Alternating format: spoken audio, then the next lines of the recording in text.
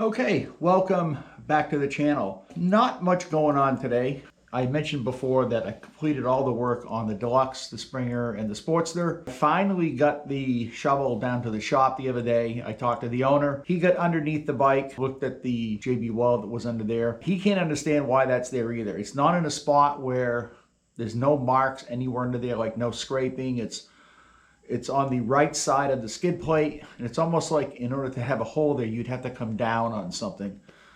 So originally I thought, well, maybe that bike lost a rod or something, but I think there would be a much bigger hole if that lost a rod.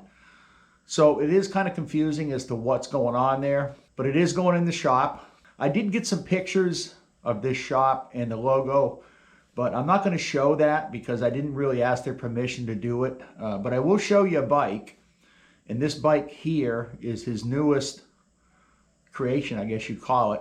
If you were out to Born Free in California, you saw it. And I believe it's going to Delaware or Maryland next for some show down there. If you see the bike and you've seen this bike before, you'll know who the owner of this shop is.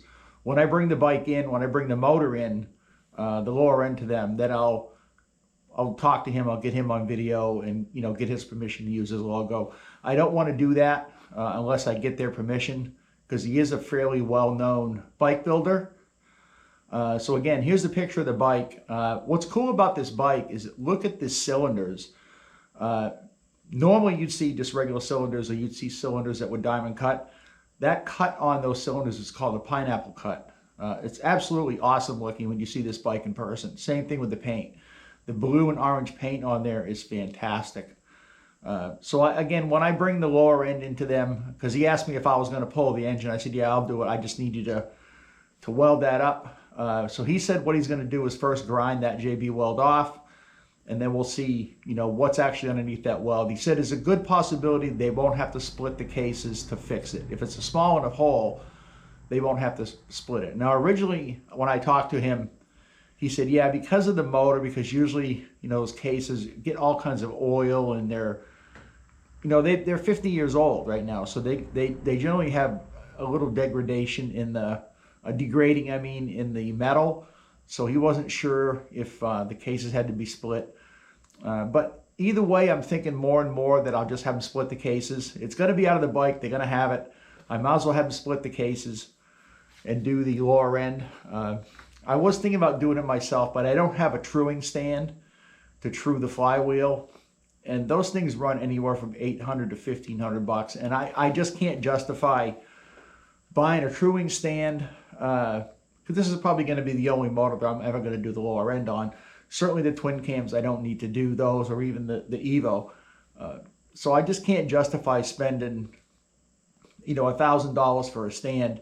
I'd rather have somebody that actually really knows more than I do about lower end stuff. So I'll probably just tell them to split the cases anyway and just do the lower end. Now, they don't do cylinders and heads. They send those off to Connecticut. So I'll probably do the cylinders and heads myself unless they need to be bored out. And again, I won't know anything until I pull them off and we get a good look at the motor, pull the cam cover off, and I'll go over all of that in the next video. I am going to be off of YouTube for the next several weeks, probably 3 weeks, I'm thinking. I just have so much to do on the property before we get into wintertime because it's going to be, close to the beginning of September when you see this video. And it's been 90 degrees out. So a lot of stuff that I put off doing until the fall because it's just miserable trying to work outside when it's 90 degrees and 70% humidity. So it's going to start getting a little cooler so I can get rid of those projects. We're also in the process of renovating 3 bathrooms. So I need to get that going on that. I just had a plumber over today to give me an estimate on fixing all the valves. I've got to have all the valves in the bathrooms fixed, so that's 9 valves. We have to have a shower fixed in a downstairs bathroom. I've got whole house filters that need to be replaced in the basement, and I also have a new anodizing rod that has to go in the water heater. So there's going to be a lot going on here the next few weeks. I have wood that has to be split and cut up. There's just a lot that has to be done around here, and I'm just not going to have time to do videos. I might do a minute video, a short video here and there, But again, like I said, all the bikes are done except for the shovel, and that's going to be starting in October. I'm figuring probably the first week in October, we'll get the bike up on the stand, and we'll go over everything that I'm planning on doing to the bike, and then we'll, a timeline that I'm going to set to get this done, and we're just going to take it from there. So we've got about 6 months if I do it in October before riding season starts again. We usually have about 7 months worth of winter. I mean, it snowed here as early as a week before Halloween, so you don't know from year to year what the weather's going to be like. But I did want to show you one thing. So let's go over to the Sportster, and I just want to show you one thing before I wrap this video up. Okay, so you've seen me use this mirror here on the shovel underneath to see what's going on with leaks and to look at that JV weld spot. But in one of the bathrooms that we're renovating, I took out the medicine cabinet, and I actually got a bigger mirror down here. So if you've got old medicine cabinets laying around or whatever, here's a good thing to use. You can see how dirty the bottom of this bike is. I mean, I would never know it was that dirty unless I looked at it with a mirror.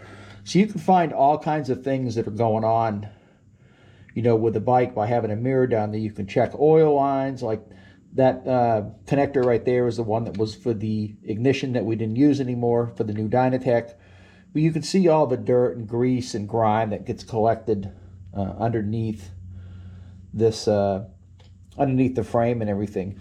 So, I mean, these mirrors are great for what they are. You can get up like underneath there and, see stuff that's underneath there. They're great for what they do because they have a telescopic, let me see if I can get this out. They have a telescopic handle on it. But if you really want to see what's going on underneath your bike, either go down to like Lowe's or Home Depot and buy a medicine cabinet, and they're only like 25 bucks. Or, if you want to replace one in your house, go get a new one to replace and then take the one that you're going to be replacing off. So I have one more medicine cabinet that we're replacing, so I will bring that mirror out here too, just as kind of a spare. And I'll probably use this on the shovel when we start taking the shovel apart, so I can see any kind of fasteners that I'm missing when I'm taking stuff off. But I think this is kind of neat to have this underneath your bike and look to see what needs to be done. Obviously, this bike needs to have some serious cleaning done underneath because it's filthy underneath there. Okay, so I think that's going to wrap it up for this video. I will be putting out a couple, some short videos, some like the 1-minute videos here and there. I won't be putting out any, like lengthy videos, 8, 9, 10-minute videos for at least a few weeks. So don't forget to subscribe. Don't forget to hit the bell notification, the little bell, and that way you'll be notified when I upload my next video. Hopefully it's going to start being a lot cooler, especially in October, which is when I'm planning on starting the restoration on the shovel. Thanks for watching, and I'll see you in the next video.